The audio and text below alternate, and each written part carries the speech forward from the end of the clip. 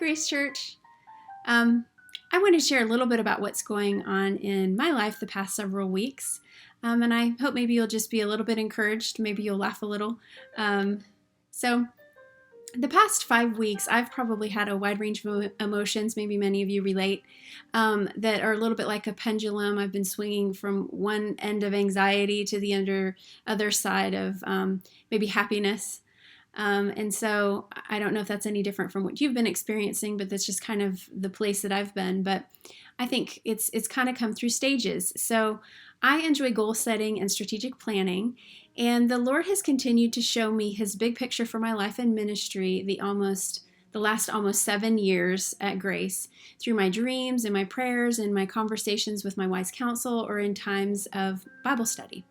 And so initially, I thought that maybe after 2 weeks or so, we'd be back to business. And so I plugged along on the plans and goals that I had set at the beginning of the year that were just right in alignment of making that big picture happen. Because once I get the big picture, I start getting to the nitty-gritty details, and I really enjoy the details. So if that looks a little bit like Easter breakfast, I get excited about coordinating who's going to do the decorating and ordering the tablecloths, and do we need any additional supplies? I mean, I really am a detail-oriented individual, and so I start planning way in advance, and then I get closer to it, and I start marking those boxes off of my checklist, and so I just feel this sense of accomplishment, and I really enjoy that. And so, anyway, I got right there to the closer to those 2 weeks, and then I realized that, wait, these plans and these goals that I've been setting are not happening. We saw Faith Promised go by. There's a lot of details that go into planning that, and certainly I'm not the person that plans all those details, but I participate in that. And then there was the planning of the Easter breakfast, as I mentioned, and then some other events that we had that I was looking forward to. And so I realized that, wait, some of these things that are put on the calendar or that I've been looking forward to, here we are, and is that even going to happen? And what's that going to look like? And so I went from plugging along for the first 2 weeks to then almost feeling a little bit like the brakes were being put on, and I kind of felt stuck. I honestly felt a little bit lost, and I was disappointed because I felt like, Lord, I know what this big picture is, and I know what we're working towards, and what, personally, what he's been working towards in my life for the last several years that's ministry related. And so I just start to feel a little bit confused that some of those details aren't coming to fruition. And so then I started to realize that, his big picture never changes. It's only the continuum of time and space. And so, there was 400 years in between the Old Testament and the New Testament. I mean, maybe even more than that. I mean, they can only guesstimate. And so in that time, if you read the Old Testament and the New Testament and you do a comparison, God never changes. His big picture never changes. His plan for our lives, his presence in our lives, his love for us, it never wavers. And so I think in this time, he's going to use this to refine us if we let him. So God's using this time to show me about letting go and letting in. These past several weeks, I've grieved letting go of my routines, my habits, my plans, my busyness, my self-reliance, and life and ministry as I know it.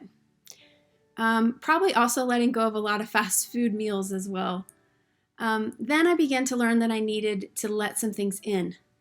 So there was some things that were missing, like time and space for real personal, deep reflection, gratitude, reconnecting with my family for longer than 5 minutes, getting out in nature and seeing his creation in action, and getting back to my creative spaces, which I had not done in years.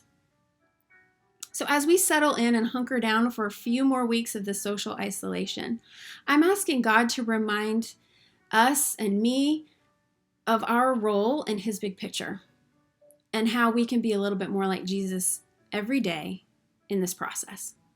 And so right now I'm reminded that it starts in my home. And so I'm learning to embrace letting go and letting in. And I came across an old hymn, and some of you may know it, some of you may not. And actually, not really growing up as a Christian, many of you know I wasn't saved until I was 30.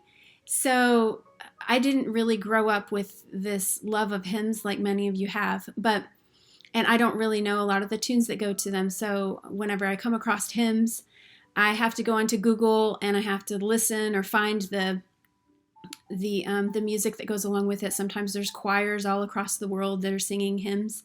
And so I will listen to what it is, and then I can sit here and I can close my eyes and I can reminisce about what that might have been like in the days when people sat around and sang hymns, or what that might have been like. But I have found a love for hymns through their writing.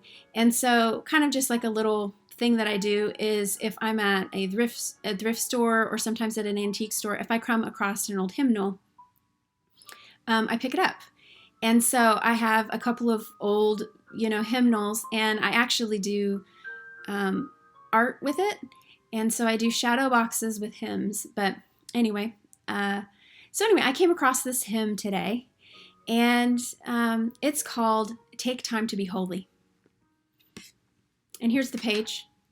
I don't want to be, I'm a person that tears it out because I use it for my craft purposes. So I'll just read right from it. But it says, "Take time to be holy. Speak oft with thy Lord. Abide in him always, and feed on his word. Make friends of God's children. Help those who are weak. Forgetting in nothing his blessings to seek." And then the third verse says, "Take time to be holy, be calm in thy soul, each thought and each motive beneath his control. Thus led by his Spirit to fountains of love, thou soon shalt be fitted for service above." Well, certainly I miss my friends and our time laughing and worshiping together, and greeting each other in the lobby on Sundays, or spending time together in choir rehearsal on Wednesday nights. And I look forward to those days together again. In this time, I pray that we all take the time to be holy, that we remember God's big picture, his presence, his plan, his love for us. And we ask the Lord to continue to help us let go of things and help us let in new things that give us life. May you guys have a blessed day.